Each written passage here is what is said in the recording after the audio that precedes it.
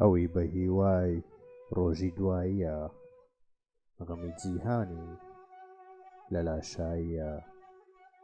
مادام لەو دنیا خودای بۆوە بێ، با ئەم دوو ڕۆژە کوێخایی نەبێ. پیاوێ لە دوورێ ئاگری ئەدی، هێزی دەرونی بۆ داهاتە دی. هیوات چاکترە لە نائومێدی، تا مایوس نەبی ناکەویە بەدی. هەر کەسێ پارەی زۆری هاتە دەست، ڕاحەتی دڵی دەردەچێ لە دەست.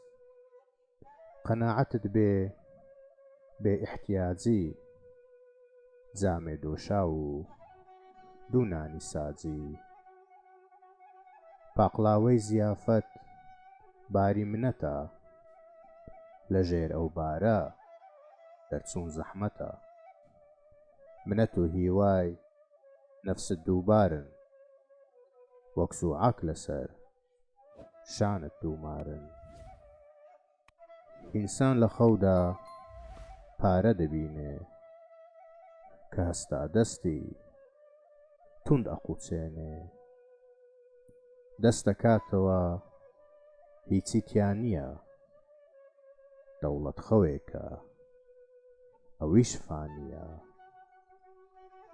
کە چیت چاکەیەک ئەکەی ئەبینی، لە هەردوو دنیا پاداش ئەبینی.